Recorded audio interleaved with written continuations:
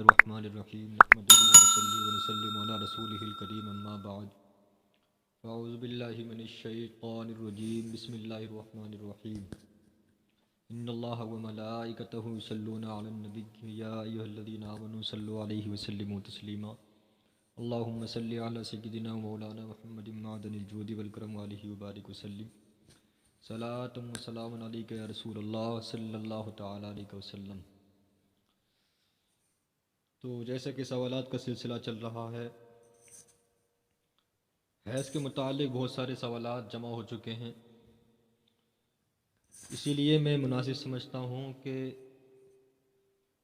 سارے سوالات جو حیض کے متعلق کیے جاتے ہیں اور جو کیے گئے ہیں ان کے جوابات میں دوں۔ تو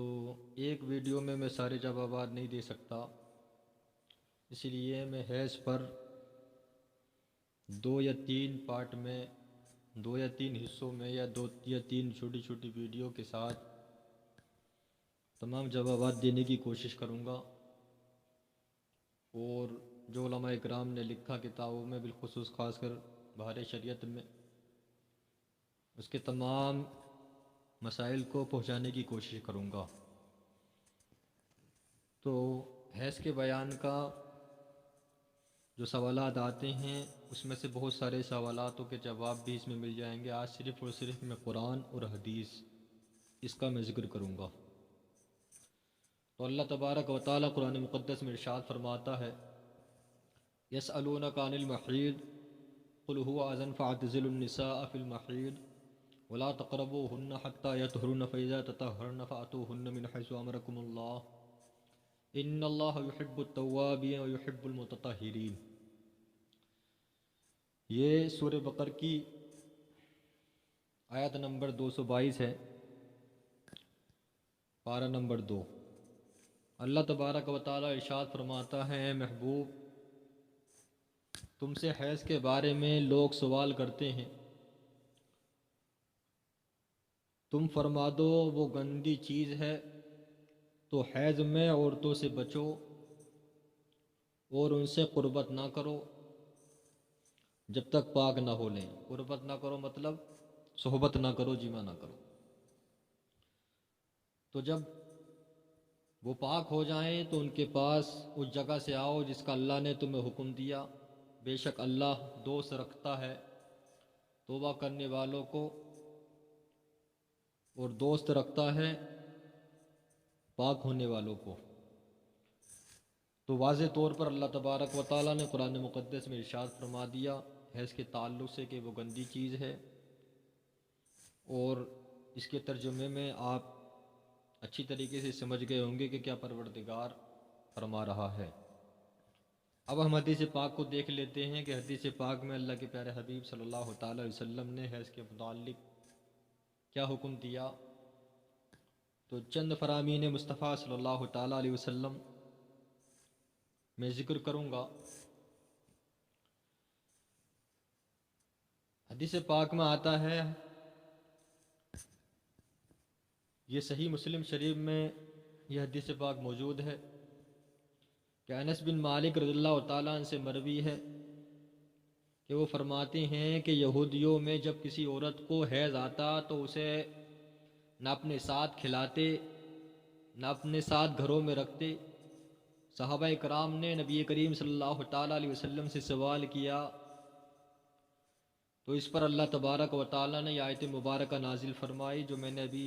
تلاوت کی، وَيَسْأَلُونَكَ عَنِ الْمَحِيضِ۔ تو رسول اللہ صلی اللہ تعالیٰ علیہ وسلم نے ارشاد فرمایا کہ جماع کے سوا ہر کام کرو، ہر شے کرو۔ تو اس کی جب خبر یہودیوں کو پہنچی تو یہودی کہنے لگے کہ یہ نبی تو ہماری ہر بات کی مخالفت کرتے ہیں، ہماری ہر بات کی مخالفت کرنا چاہتے ہیں۔ تو اس پر اسید بن حضیر اور عباد بن بشیر رضی اللہ تعالیٰ عنہما نے آ کر نبی کریم صلی اللہ تعالیٰ علیہ وسلم کی بارگاہ میں آ کر عرض کی کہ یا رسول اللہ صلی اللہ تعالیٰ علیہ وسلم کے یہودی ایسا ایسا کہتے ہیں۔ تو کیا ہم ان سے جمع نہ کریں کہ ان کی پوری مخالفت ہو جائے؟ تو رسول اللہ صلی اللہ تعالیٰ علیہ وسلم کا روئے مبارک یعنی چہرہ مبارک متغیر ہو گیا، یعنی کہ آپ نے ناراضگی کا اظہار فرمایا، اور فرماتے ہیں کہ یہاں تک کہ ہم کو گمان ہوا کہ ان دونوں پر غضب فرمایا، اور وہ دونوں چلے گئے۔ وہ ان کے جانے کے بعد نبی کریم صلی اللہ تعالی وسلم کے دربار میں دودھ کا ہدیہ پیش کیا گیا، یا نبی کریم صلی اللہ علیہ وسلم کے دربار میں آیا تو حضور نبی کریم صلی اللہ تعالی وسلم نے آدمی بھجوا کر جو وہ چلے گئے تھے ان کو بلوایا، اور بلوانے کے بعد وہ دودھ ان کو پلایا، تو وہ سمجھے کہ حضور نبی کریم صلی اللہ تعالی وسلم نے ان پر غضب نہیں فرمایا تھا۔ تو اس حدیث پاک سے بھی یہ پتہ چلا، اور واضح طور پر جو یہودی و نصارہ کرتے تھے ان کے متعلق واضح طور پر یہ حکم نازل ہو گیا کہ صرف اور صرف حکم جو ہے وہ یہ ہے کہ جمع نہ کرو، اس کے علاوہ ان کے ساتھ کھاؤ پیو رہنا سہنا تمام کا تمام کام کرو۔ تو یہ پیارے آقا صلی اللہ تعالی وسلم کے فرامین مصطفیٰ صلی اللہ تعالی وسلم میں سے ایک فرمان رسول صلی اللہ علیہ وسلم میں نے ذکر کیا۔ ایک اور حدیث پاک دیکھیں، صحیح بخاری شریف میں یہ حدیث پاک ہے۔ ام المؤمنین حضرت عائشہ صدیقہ رضی اللہ تعالی عنہا فرماتی ہیں کہ ہم حج کے لیے نکلے، جب صرف میں پہنچے تو مجھے حیض آیا، تو میں رو رہی تھی، تو رسول کریم صلی اللہ علیہ وسلم میرے پاس تشریف لائے اور فرمایا کہ تجھے کیا ہوا، کیا تو حائضہ ہوئی؟ تو آپ عرض کرتی کہ ہاں۔ تو نبی کریم صلی اللہ تعالی وسلم نے فرمایا یہ ایک ایسی چیز ہے کہ جس کو اللہ تبارک و تعالیٰ نے بنات آدم پر یعنی آدم کی بیٹیوں پر لکھ دیا ہے، تو سوائے خانہ کعبہ کے طواف کے سب کچھ ادا کر جیسے حج کرنے والا ادا کرتا ہے۔ اور فرماتی ہیں کہ حضور نبی کریم صلی اللہ تعالی وسلم نے اپنی ازواج مطہرات کی طرف سے ایک گائے قربانی کی۔ یہ دو فرامین ہو گئے۔ ایک اور حدیث پاک میں پیارے آقا صلی اللہ تعالی وسلم فرماتے ہیں، اور یہ بخاری شریف کی حدیث پاک ہے کہ عروہ سے سوال کیا گیا کہ حیض والی عورت میری خدمت کر سکتی ہے اور جنب عورت مجھ سے قربت حاصل کر سکتی ہے، مطلب میرے قریب ہو سکتی ہے؟ تو عروہ نے جواب دیا یہ سب مجھ پر آسان ہیں اور یہ سب میری خدمت کر سکتی ہیں، اور کسی پر اور اس میں کوئی حرج نہیں۔ تو وہ بتاتے ہیں، یہ جو انہوں نے بات بتائی اس کی وجہ وہ بتاتے ہیں کہ مجھے ام المؤمنین حضرت عائشہ صدیقہ رضی اللہ تعالی عنہا نے خبر دی کہ وہ حیض کی حالت میں رسول کریم صلی اللہ تعالی وسلم کے کنگا کرتی تھیں، اور حضور نبی کریم صلی اللہ علیہ وسلم معتکف تھے، مطلب اعتکاف کی حالت میں تھے، تو اپنے سر مبارک کو ان کے قریب کر دیتے، اور یہ اپنے حجرے میں ہی نبی کریم صلی اللہ تعالی وسلم کے اپنے حجرے میں رہ کر نبی کریم صلی اللہ تعالی وسلم کے کنگا کیا کرتی تھیں۔ اس حدیث پاک سے بھی پتہ چل گیا کہ حیض کی حالت میں اگر عورت ہو تو ان سے کام وغیرہ کرانا، ان کے ساتھ رہنا پینا کھانا پینا یہ تمام کا تمام درست ہے۔ جو کچھ لوگ بہت غلط سمجھتے ہیں، ان کو کام بھی نہیں کرنے دیتے، کچھ ہونے نہیں دیتے، ان کے ساتھ رہنا نہیں چاہتے، تو ان کے لیے یہ واضح دلیل اور واضح حدیث پاک ہے۔ اور ایک فرامین مصطفیٰ صلی اللہ تعالی وسلم دیکھیں، یہ حدیث پاک صحیح مسلم شریف میں ہے، ام المؤمنین حضرت عائشہ صدیقہ رضی اللہ تعالی عنہ سے مروی ہے کہ وہ فرماتی ہیں کہ زمانہ حیض میں پانی پیتی، پھر حضور کو دے دیتی، تو جس جگہ میرا منہ لگا تھا حضور وہیں اپنا دہن مبارک زبان مبارک منہ مبارک رکھ کر پیتے، اور حالت میں حیض میں ہوا کرتی تھی۔ وہ میں ہڈی سے گوشت نوش کر کھاتی تو پھر حضور کریم صلی اللہ علیہ وسلم کو دے دیتی، تو حضور اپنا دہن مبارک اپنا منہ مبارک اس جگہ رکھتے جہاں میرا منہ لگا تھا۔ تو جو لوگ ان کے کھانے پینے کے ساتھ بیٹھنا پسند نہیں کرتے، جو حیض کی حالت میں عورتیں ہوتی ہیں اور ساتھ میں رہنا پسند نہیں کرتے، ان کے لیے یہ بہت اہم سبق ہے اور اہم حدیث پاک ہے، اور ان کو اس سے سبق حاصل کرنا چاہیے کہ نبی کریم صلی اللہ تعالی وسلم جہاں سے حضرت عائشہ صدیقہ آپ کی بیوی ہماری ماں پیا کرتی تھی، حضور صلی اللہ علیہ وسلم اسی جگہ پر اپنے منہ مبارک کو رکھ کر پیتے، اور جس جگہ سے وہ گوشت کھاتی اسی جگہ سے حضور صلی اللہ علیہ وسلم نوچ کر کھایا کرتے۔ تو اگر ایسا ہوتا کہ ان کے ساتھ کھانا پینا غلط ہوتا تو حضور کریم صلی اللہ تعالی وسلم کبھی نہ کھاتے اور کبھی امت کو یہ درس نہ دیتے، یہ سبق نہ دیتے۔ اور ایک حدیث پاک میں ہے، یہ صحیحین میں ہے، صحیحین سے مطلب ہے کہ بخاری شریف میں، صحیح مسلم شریف میں اور صحیح بخاری شریف کی حدیث پاک ہے۔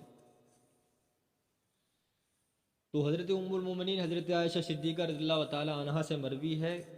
وہ فرماتی ہیں کہ میں حیض میں ہوتی اور حضور میری گود میں تکیہ لگا کر قرآن پڑھتے، تو پتہ کیا چلا کہ ساتھ میں رہنا میں بیوی کا حیض کی حالت میں ہو تب بھی کیا ہے، درست ہے۔ اور ایک حدیث پاک میں ہے، صحیح مسلم شریف کی حدیث ہے اور حضرت عائشہ صدیقہ رضی اللہ تعالی عنہا سے مروی ہے، فرماتی ہیں کہ حضور نے مجھ سے فرمایا کہ ہاتھ بڑھا کر مجھے کیا ہے، مصلی دو۔ تو یعنی کہ ہاتھ بڑھا کر مسجد سے مصلی اٹھا دینا، نبی کریم صلی اللہ علیہ وسلم نے اپنی بیوی ہماری ماں سے حضرت عائشہ سے کہا، عرض کیا، ارشاد فرمایا۔ تو آپ کی بیوی عرض کرتی ہیں، عرض کی میں حائضہ ہوں، تو نبی کریم صلی اللہ علیہ وسلم نے فرمایا کہ تیرا حیض تیرے ہاتھ میں نہیں ہے۔ تو پتہ کیا چلا کہ ان سے کام وغیرہ کرانا حیض کی حالت میں کیا ہے، بالکل درست ہے۔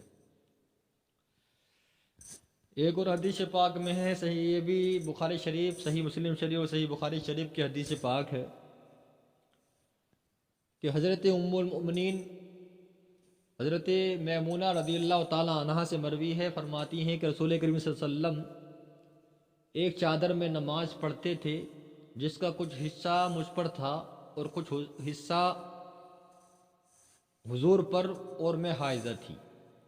تو پتہ کیا چلا کہ حیض کی حالت میں وہ کپڑے اس کے ساتھ، ایک کپڑے کے ساتھ میں رہنا میاں بیوی کا، یا ایک کپڑا بیوی کے پاس ہو، اسی کپڑے کو اگر شوہر بھی اوڑھے یا استعمال کرے تو وہ درست ہے۔ بس اس بات کا خاص خیال رکھا جائے کہ اس پر کیا ہے، نجاست نہ لگی ہو، نجاست ظاہر نہ ہو۔ تو حیض کی حالت میں جو بہت سارے سوالات تھے، ان تمام کے کچھ سوالات جو ہے اس اب تک میں نے جو حدیث پاک بیان کیے، ان کو بہت سارے سوالات کے جوابات مل گئے ہوں گے، اور جو کچھ سوالات باقی ہیں میں 2 یا 3 پارٹ میں یا حصوں میں یہ حیض کے جو سوالات تھے تمام میں مکمل جواب دوں گا، اور بالخصوص خاص کر بہار شریعت میں جو واضح طور پر حدیث پاک اور مسائل بیان کیے ہیں ان کو میں واضح طور پر بیان کروں گا۔ تو یہ میں جو ذکر کر رہا ہوں یہ حدیث پاک بخاری شریف مسلم شریف میں ہے، اس کے علاوہ کیا ہے بہار شریعت میں ہیں، جو حضرات مطالعہ کرنا چاہیں، یا جو عورتیں، جو خواتین، مرد عورت کوئی بھی مطالعہ کرنا چاہیں تو وہ کر سکتے ہیں۔ ایک اور حدیث پاک میں ہے، یہ ترمذی اور ابن ماجہ، یہ 2 حدیثوں کی کتاب ہیں،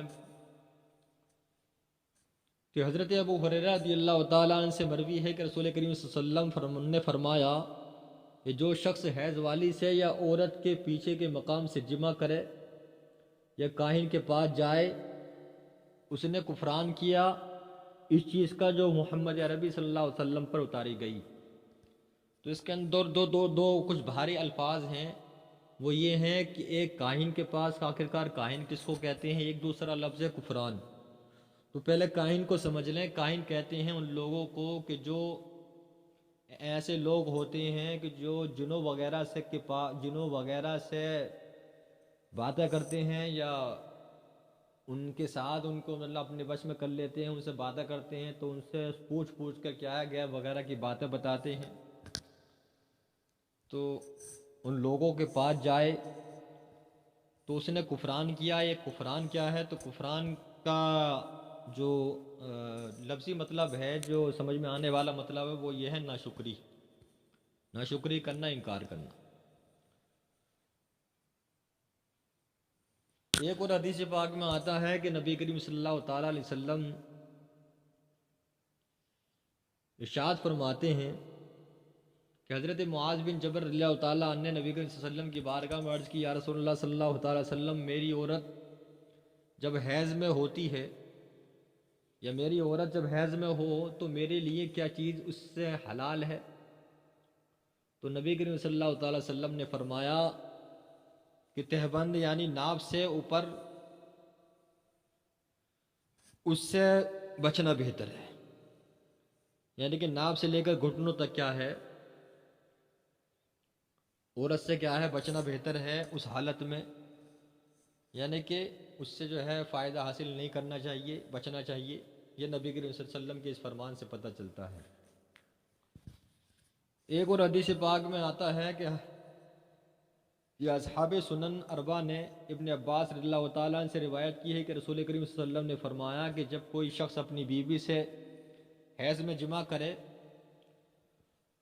تو نصف دینار صدقہ کرے۔ وہ ترمذی کی دوسری روایت انہی سے یوں انہوں نے روایت کیا ہے اور فرمایا کہ جب سرخ خون ہو تو 1 دینار اور جب زرد خون ہو تو نصف دینار۔ تو بہرحال اس حدیث پاک سے یہ بات پتہ چلتی ہے کہ اس طریقے کا اگر کوئی کام کر بیٹھے تو اس کو کیا ہے صدقہ کرنے کا حکم ہے۔ بہرحال اس سے کوئی یہ بالکل اخذ نہ کر لے، یہ بات یہ نہ سمجھ لے اس حدیث پاک کو سن کر کہ صاحب اس حالت میں حیض کی حالت میں بیوی سے ہم بستری کرنا جمع کرنا جائز ہے، تو بالکل جائز نہیں ہے، بالکل سخت حرام ہے۔ یہ حکم جو ہے یہ اس بارے میں ہے کہ کوئی کر بیٹھے تو اس کے لیے حکم ہے کہ آپ صدقہ کریں۔ اب سب سے اہم بات یہ حدیث پاک ہو گئی، قرآن پاک کی آیت مبارکہ ہو گئی، تو آخر کار حیض جو عورت کو آتا ہے اس کی کیا حکمت ہے؟ اس خون کے بارے میں بہت سارے لوگوں کے خاص کر نوجوان عورتوں کے ذہن میں یہ سوال آتا ہے، تو حیض کی حکمت دیکھ لیں۔ تو حضور صدر الشریعہ بہار شریعت میں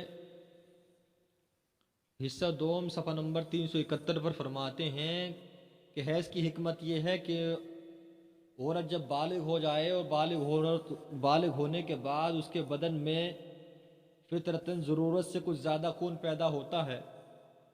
کہ حمل کی حالت میں وہ خون بچے کی غذا میں کام آئے اور بچے کے دودھ پینے کے زمانے میں وہی خون دودھ ہو جائے، اور ایسا نہ ہو تو حمل اور دودھ پلانے کے زمانے میں اس کی جان پر بن جائے۔ یہی وجہ ہے کہ حمل اور ابتدائی شیر خوار کی جو بچے کی شیر خوار کی ہوتی ہے، یعنی کہ بچے کا بچپنا ہوتا ہے، تو ابتدائی شیر خوارگی میں خون نہیں آتا، اور جس زمانے میں وہ حمل سے ہوتی ہے تو اس زمانے میں بھی خون آنا بند ہو جاتا ہے، اور جب وہ بچے کو دودھ پلاتی ہے تو دودھ پلانے کے زمانے میں بھی خون کیا ہے بدن سے کم نکلتا ہے۔ اور یہ دونوں معاملات نہ ہو اور عورت کو وقت پر خون نہ آئے تو اس کو قسم قسم کی بیماریاں ہونے کا خطرہ ہے، بیماریاں ہو جائیں۔ تو یہ حیض کی جو ہے یہ ایک اہم حکمت ہے۔ میں اپنے لفظوں میں بیان کر دوں، یہ حضور صدر الشریعہ نے جو ذکر کی یہ میں نے پڑھا ہے اپنے لفظوں میں، یہ اس طریقے سے ہے۔ اس کا مطلب یہ ہے کہ عورت جب بالغ ہو جائے تو بالغ ہونے کے بعد عورت کو کیا ہے فطرتاً یعنی خود بخود ضرورت سے زیادہ خون پیدا ہوتا ہے اس کے جسم میں، لیکن جب وہ حمل والی ہوتی ہے تو حمل کی حالت میں وہ خون کیا ہے بچے کی خوراک بن جاتا ہے، تو دودھ آنا جو عورت کا جو خون آتا ہے وہ آنا بند ہو جاتا ہے۔ اس کے بعد جب اس کا بچہ کی پیدائش ہو جائے تو بچے کی پیدائش ہونے کے بعد وہی خون کیا ہے اس کے جسم میں دودھ بننے لگتا ہے، اور وہ دودھ کی شکل میں کیا ہے بچے کی خوراک بن جاتا ہے۔ تو ان دونوں کے علاوہ پھر اگر کسی عورت کو خون اگر نہ آئے، حیض نہ آئے، تو اس کو طرح طرح کی بیماریاں ہو جائیں۔ تو یہ حیض کی حکمت ہے۔ تو میں سمجھتا ہوں کہ بہت سارے جو سوالات تھے اس کے چند جوابات اس کے اندر موجود ہیں۔ جو سوالات میں نے ذکر نہیں کیے اس لیے کہ بات بہت طویل ہو جاتی، ابھی بہت کوشش کے باوجود ابھی بھی بات کافی طویل ہو گئی ہے۔ تو اب इंशाअल्लाह 2 हिस्सों में, एक हिस्सा इसका हो गया, इसके अलावा 2 हिस्सों में, 3 हिस्सों में ये हैज़ की जो सारे सवालात थे उसके जवाबात भी मुकम्मल हो जाएंगे, और बारह शरीफ में जो हुज़ूर सदर शरीअत रहमान ने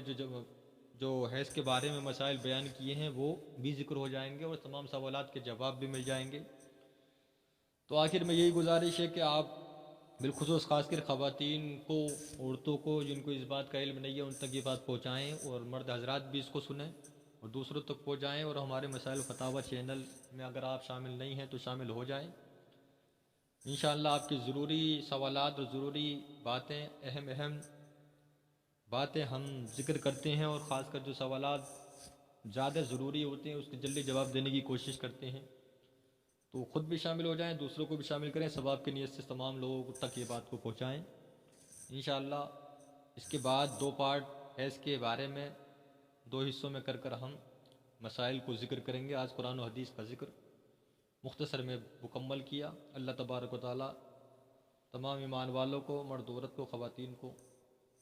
तमाम को इस पर अमल करने की तौफ़ीक़ अता फ़रमाए। व मा अलैना इल्लल बलाग। अस्सलामु अलैकुम व रहमतुल्लाहि व बरकातुहू।